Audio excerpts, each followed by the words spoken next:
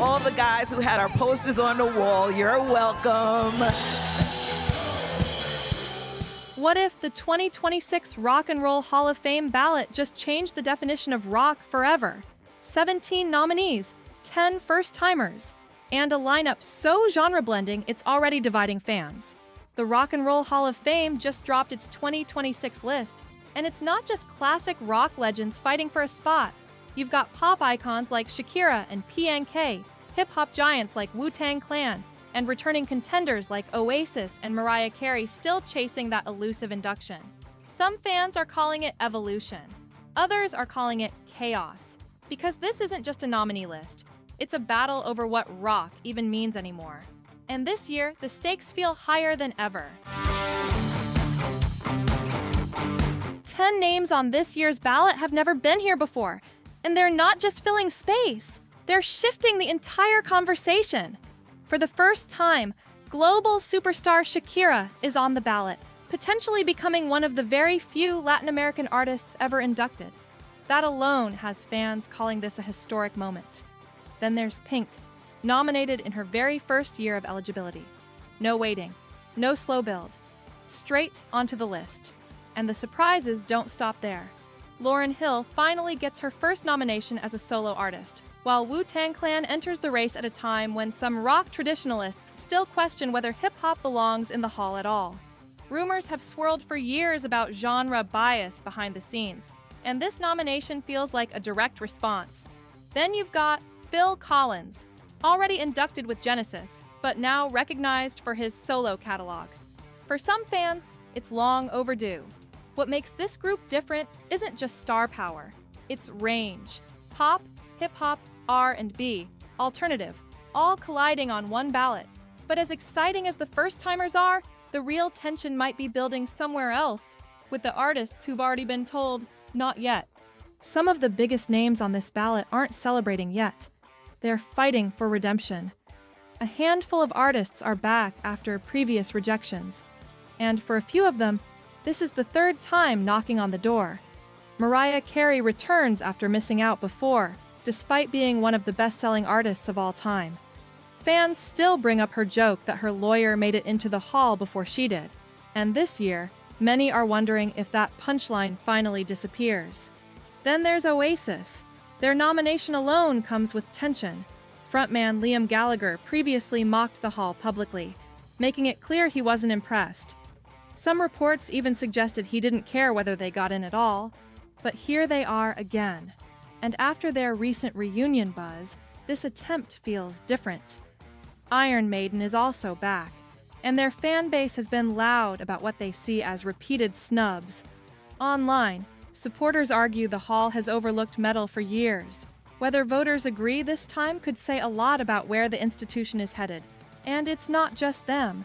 Joy Division and New Order return once more, along with Sade and Billy Idol, all artists with loyal followings who believe their moment should have already happened. For these nominees, it's no longer just about recognition, it's about validation. But while some are chasing redemption, one nominee's story carries a completely different weight, and it's far more personal. For one nominee, this year feels less like a campaign, and more like a full circle moment.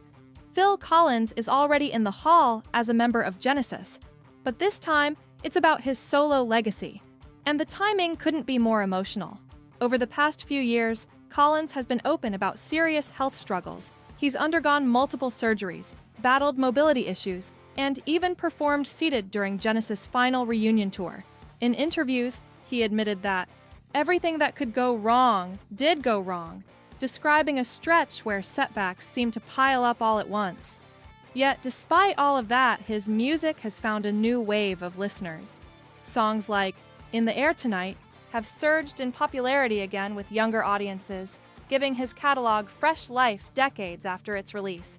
And recently, he's hinted that there are unfinished ideas still sitting in the studio, projects that may finally see the light of day. For many fans, this nomination feels like recognition at exactly the right time. Not just for the hits, not just for the influence, but for the resilience. Still, while Collins' story pulls at the heart, the loudest debate this year isn't about one artist. It's about what kind of music even belongs here anymore. The real storm this year isn't about who's talented. It's about what rock even means anymore. Scroll through the 2026 ballot from the Rock and Roll Hall of Fame, and you'll notice something instantly. Barely half the list fits the traditional idea of rock.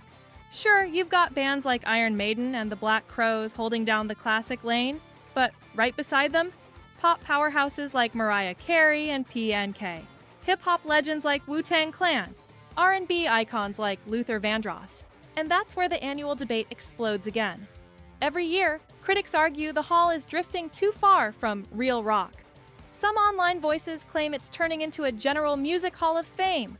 Others fire back that rock was never meant to be boxed in, that rebellion, influence, and cultural impact matter more than guitar riffs. There's also the question of balance. Fans of older 60s and 70s acts continue to argue their favorites are being overlooked, while this year's first-time nominees mostly broke out in the 80s, 90s, or later. Some call it evolution, others call it recency bias. And then there's genre representation. Hip-hop's presence still sparks backlash in certain corners, even as it dominates modern culture. Country, meanwhile, remains barely visible on the ballot, something critics quietly point out every single year. So, this isn't just a vote about artists, it's a vote about identity. And with tensions already building online, the next question becomes even more intriguing. Who actually decides the outcome? And what are they really looking for? Behind all the hype and debate, there's a process most fans barely see, and it's just as intense as the drama on the ballot. The Rock and Roll Hall of Fame relies on a voting body of around 1,200 people, but before it gets to that stage, a smaller nominating committee of roughly 25 music experts meets face-to-face to decide who makes the official list.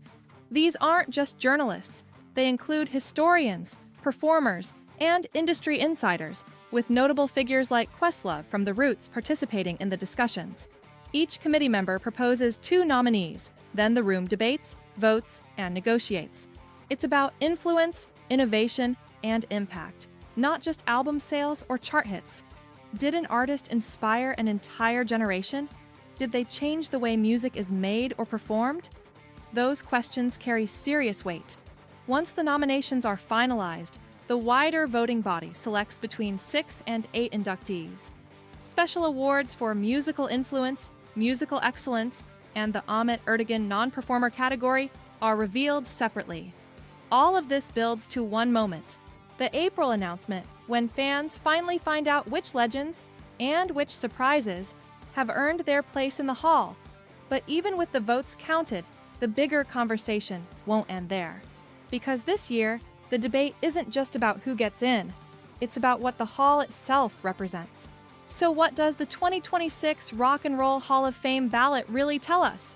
The hall is evolving, embracing pop, hip-hop, R&B, and global acts alongside classic rock legends. But that evolution comes with questions. Are these nominations expanding the definition of rock, or are they rewriting it entirely? Fans will argue over snubs and surprises, over who deserved their spot and who's being overlooked. Some will celebrate the diversity, while others will mourn the absence of older, overlooked icons.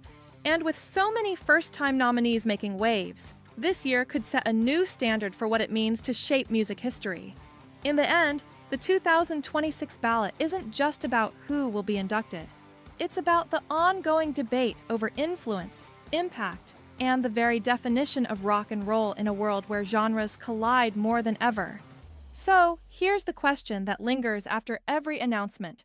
Will the hall honor tradition, or will it keep pushing the boundaries? And will fans ever fully agree on what rock really is?